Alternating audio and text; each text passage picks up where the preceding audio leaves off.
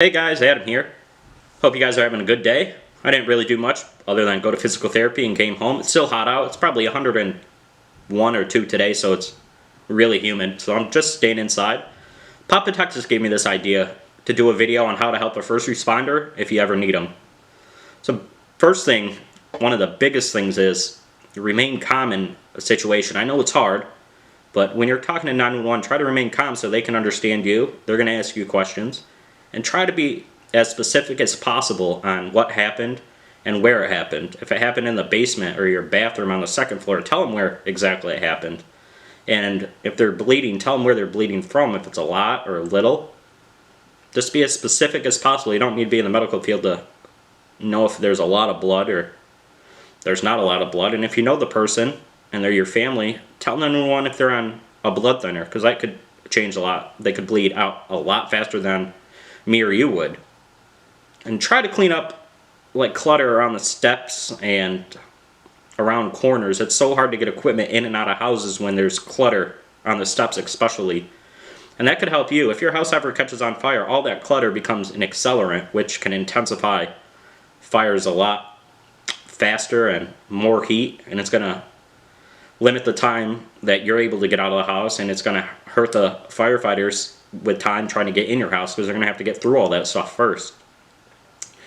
And try to put medical lists and allergies and what's wrong with the person on your refrigerator. Just put it on a magnet and stick it up there so it's easy for a first responder to find. And if somebody has a DNR, which is a do not resuscitate order, God forbid if you're ever in a situation where somebody's not breathing and they have a DNR, make sure that's available to the first responder through that door. Hand it to them so they can check it over. Because it's a big problem if somebody does CPR on somebody that doesn't want it. The family could sue you. It's just a big problem. So make sure you have that.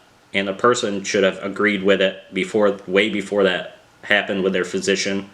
They were most likely explained what it is and what it's going to do.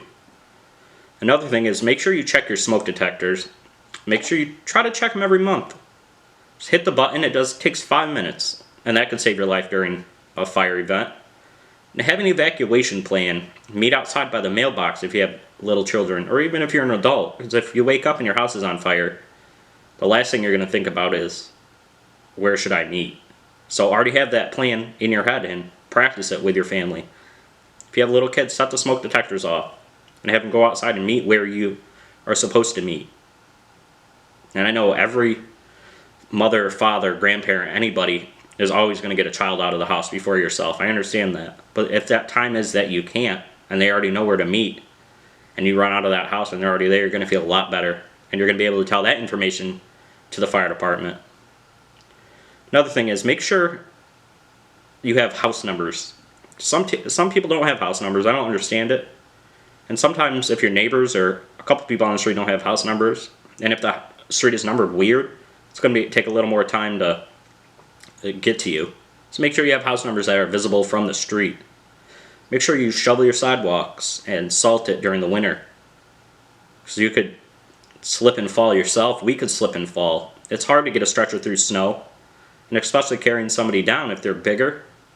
It's going to take more manpower, and if the sidewalk's slippery, it's going to be even harder.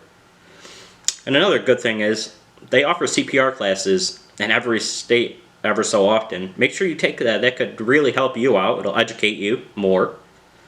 And you could help somebody. You could save their life if you're out to dinner or a family member. And parents, it teaches everybody how to help somebody that's choking, especially parents with little children. They like to put things in their mouths.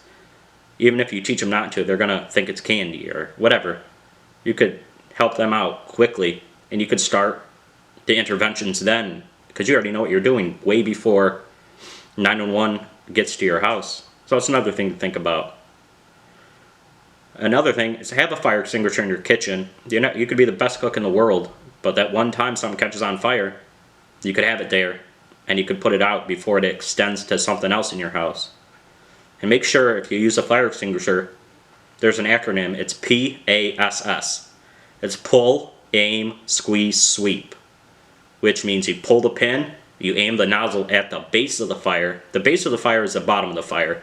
squeeze the handle, and you do a sweeping motion back and forth at the base of the fire. And it should put it out. I'm not saying if it's a big fire in your house, in your kitchen, don't stand there and use a fire extinguisher. Get out of your house. But if it's a little fire in your oven or what else, you can try to put it out. I'm not telling you to, but get out of your house if anything else. Save yourself. You have homeowners insurance. You have renter's insurance. That's what it's there for. And if you have a fire in your oven and you want to use the fire extinguisher, try it, then shut your oven door so it depletes the oxygen to it and it will put itself out. If you leave it open, oxygen is just keep going in and in and in, and it'll make it worse. And don't ever be afraid to call 911. That's why we're all there. If you think it's the littlest problem in the world, that's what we get paid to do. If you think something smells funny in your house, you think it's gas, that's nothing to play with. If you guys watch the news, I don't know, maybe it made the world news, down in Silver Spring, Maryland, and a whole apartment complex blew up. And they're thinking it was a gas leak. They had a call a couple weeks ago. I don't know the whole story, I just heard this on the news, of a gas smell. I don't know if they fixed it or what, but the apartment ended up blowing up a couple days ago. So, gas is nothing to be afraid of. A couple months ago, I was on vacation and I came home. I thought I smelled gas because we have a gas fireplace. So I called 911. I wasn't ashamed of it. They ended up not finding anything. They said it could be stuff coming up from the drain since we weren't home for a week and haven't ran water or anything. See, even I call 911 when I think something's going on. If you smell something burning, make sure you call 911. It could be in your walls. You don't know. Make sure if you have a wood burning fireplace, make sure you get your chimney cleaned. A lot of people lose their house and damage their house if they don't get their chimney cleaned. I don't know how much it costs. I don't have a wood burning fireplace, but I've been on fires where they have chimney fires. Sometimes it extends into their house if they don't know, if they're not home and whatnot. Another thing is make sure the dryer vent's clean. When I lived with my parents, we had a problem with that. It heated up inside the wall and caught some of that on fire. Thank God my brother was home and caught it in time. But those little things can cause problems. Make sure your heat or AC unit's up to par. Change the filters. Make sure it's not dirty because that could cause a fire. And another thing is, parents, teach your children not to be afraid of firefighters. I know everybody looks scary and all their gear coming in with their SCBA on, which is the air pack on your back, and the mask on so we don't breathe smoke and whatnot. But kids are afraid of them. They hide under beds and stuff. And that goes back to that evacuation plan. Hopefully you taught them that. Go up to your local fire department with your children and they'll be glad to do something for the good.